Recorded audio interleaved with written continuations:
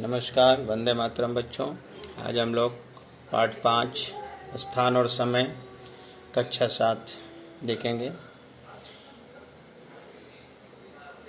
ये आप देख ही रहे होंगे, आप इससे अंदाज़ा लगा लिए होंगे कि ये ग्लोब है। पृथ्वी के ग्लोब पर आड़ी और खड़ी रेखाएं कैसी हैं? ये रेखाएं काल्पनिक हैं, मतलब ये जो रेखा है और ये जो रेखाएं खींची गई हैं, ये किस प्रकार की रेखाएं हैं? ठीक है बच्चों। तो बच्चों ये रेखाएं जो है ये काल्पनिक है, मतलब वास्तविकता में ये रेखाएं हैं नहीं, सिर्फ इसकी कल्पना की गई है, मतलब मान लिया गया कि ऐसी रेखा है। और ये जो पृथ्वी पर खींची नहीं गई है, मतलब जब कल्पना ही किया गया है तो कैसे हम खींच सकते हैं इसको या किसी चीज़ को, है कि नहीं। जो आड़ी रेखाएं हैं उनको हम अक्षांश वृत्त कहते हैं और खड़ी रेखाओं को देशांतर कहते हैं। अब देख लीजिए, ये खड़ी है और ये आड़ी है, ठीक है। आड़ी रेखाओं को अक्षांश वृत्त और खड़ी रेखाओं को देशांतर के नाम से या रेखा या रेखांश कहते हैं। अक्षांश और अक्षांश वृत्त अर्थात क्या, यानी कि अक्षांश वृत्त या अक्षांश क्या होता है कि नहीं।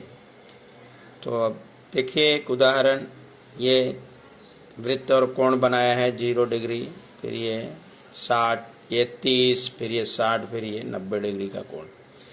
अब खेल खेलते हैं और उससे हमें पता चलेगा कि हम अक्षांश और अक्षांश वृत्त क्या है। कोण मापक लीजिए, पेंसिल और कागज लेकर अपनी कक्षा में विविध जगहों पर कोण मापिए। इसके बाद एक कागज पर एक वृत्त बनाइए और 10, 90, 30 और 60 के कोण बनाकर वृत्त पर उसका उल्लेख कीजिए, जैसा यहाँ बच्चों किया गया। तो बात है कि भाई अक्षांश क्या है।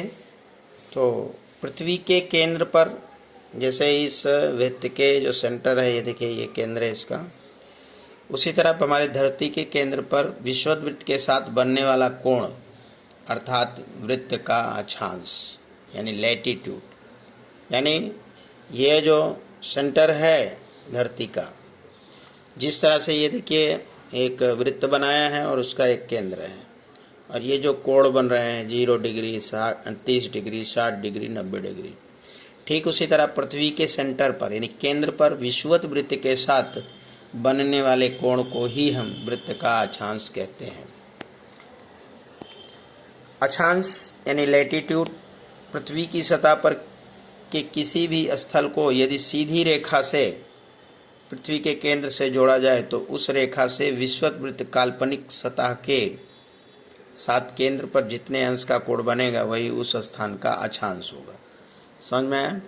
यानी हमारी पृथ्वी की सतह पर के किसी भी स्थल को, यानी पृथ्वी के कोई भी स्थान जिसे सीधी रेखा के साथ और धरती के यानी पृथ्वी के केंद्र से जोड़ें तो उस रेखा से विषुवत वृत्तीय काल्पनिक सतह के यानी विषुवत वृत्त का जो काल्पनिक सतह है उसके साथ केंद्र पर जितने अंश का कोण बनेगा वही उसका अक्षांश कहलाएगा। अगर मान लीजिए यहाँ से पृथ्वी के केंद्र से और हम विषुवत वृत्त पर खींच रहे हैं 0 डिग्री कोण तो 0 अक्षांश, 30 डिग्री बनना तो 30 अक्षांश, 60 डिग्री बनना है तो 60 अक्षांश, 90 डिग्री बनना है तो 90 अक्षांश, यानी इस तरह से ये कोण बनता है। तो यह है कि अक्षांश यानी लैटिट्यूड। अब अक्ष वृत्त क्या है बच्चों? अक्ष वृत्त किसे कहते हैं? तो पृथ्वी पर उत्तरी अथवा दक्षिणी गोलार्ध में विषुवत वृत्त से समान कोणीय अंतर पर स्थित स्थल को जोड़ने वाली पूर्व पश्चिम वृत्त को अक्ष वृत्त कहते हैं। अब देखिए आपका ये उत्तर है, ये दक्षिण है, ये पूर्व है, पश्चिम है। तो इस तरह से जो एक दूसरे को जोड़ने वाले जो समान कोणीय रचना है, नहीं एकदम समान कोणीय रचना है, पृथ्वी की सतह पर किसी भी स्थल को सीधी रेखा के साथ पृथ्वी के केंद्र से जोड़ा, पृथ्वी पर उत्तर और दक्षिणी गोलार्ध में, यह है ये उत्तरी गोलार्ध, यह दक्षिणी गोलार्ध, ठीक है। तो विषुवत वृत्त से समान कोण बनाने वाली, समान कोण यानी जैसे इधर 30 है तो इधर भी 30, इधर 60 है तो इधर 60 और इधर 90 है तो इधर 90, समान कोणीय रचना को और विषुवत वृत्त के साथ समान कोणीय अंतर पर स्थित स्थल को जोड़ने वाली पूरब पश्चिम से, मतलब देखिए यहाँ से मान लीजिए ये किस सेंटर है, तो यहाँ पर ये 30 डिग्री कोण बन रहा है, दूसरा यहाँ 30 डिग्री, तो यहाँ से यहाँ तक जो इसे मिला यहाँ तक, वही जो है उसका अक्षवृत्त कहलाता है। ठीक है। वह देशांतर किसे कहते हैं? पृथ्वी की सतह पर के किसी भी स्थल को, यानी धरती की सतह पर, हमारी जो धरती है उसकी सतह से किसी भी स्थल को, यानी किसी भी स्थान को यदि सीधी रेखा से हमारी पृथ्वी की धुरी से के साथ अगर समकोण पर जोड़ दिया जाए तो उस रेखा से मूल रेखा की जो वृत्त की काल्पनिक सतह है, यानी जो हमारी पृथ्वी की धुरी को कभी भी स्पर्श नहीं करती है, ठीक है, के साथ धुरी पर जितने डिग्री का कोण बनाएगा वही उस स्थान का देशांतर कहलाएगा।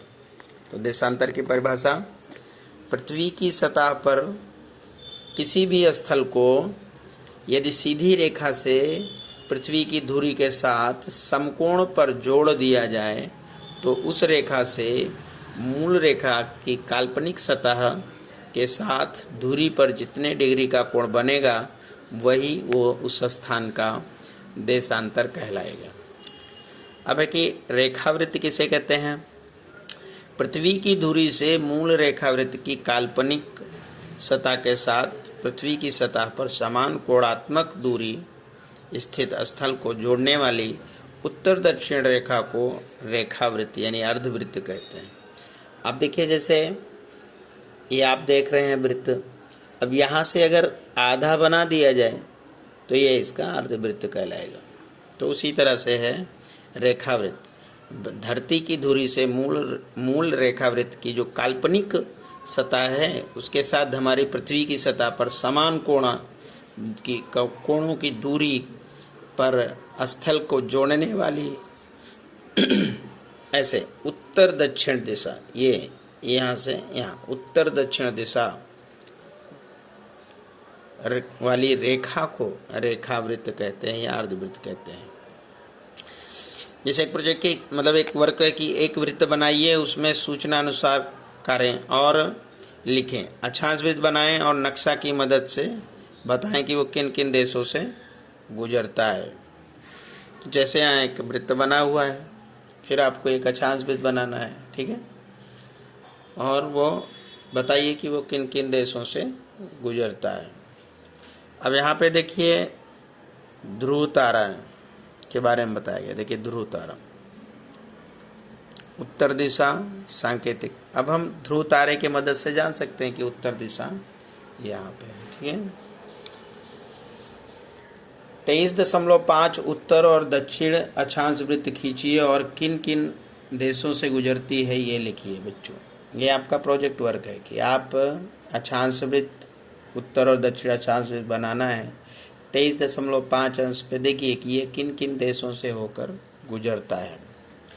0 अंश विषुवत वृत्त से ऊपर की तरफ का भाग उत्तरी गोलार्ध और नीचे की तरफ का भाग दक्षिणी गोलार्ध कहलाता है। कैसे?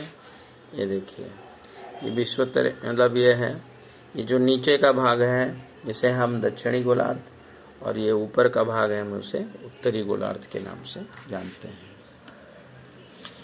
कुछ करके सीखे। आकाश में असंख्य तारे हैं। उत्तर दिशा में तेजस्वी तारा ध्रुव है।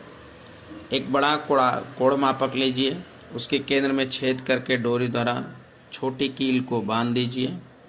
उस पर आकृति में बताए अनुसार बेकार बॉल पेन का कवर लेकर फेविक्विक द्वारा चिपका दीजिए। रात के खुले आकाश में ले जाकर उसको बेकार बॉल पेन के पाइप में ध्रुव तारा को देखिए। उस समय डोरी द्वारा बंधी कील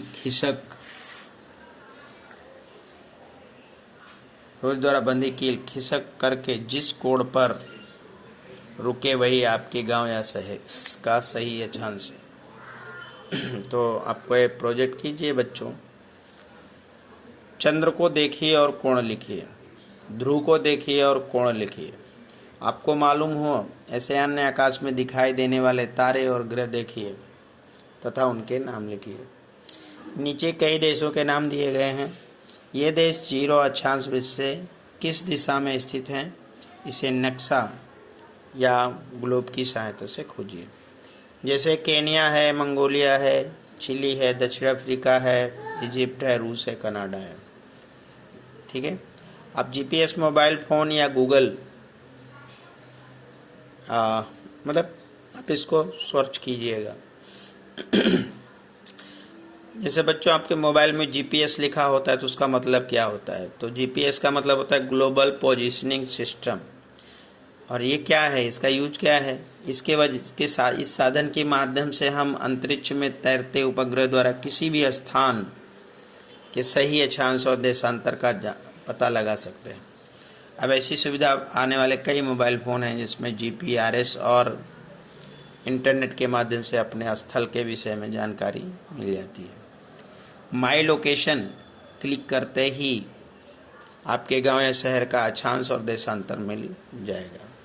तो ये आप अपने देखिए और आपको मिल जाएगा। जीपीएस सर्च कीजिए। जय हिंद, वंदे मातरम।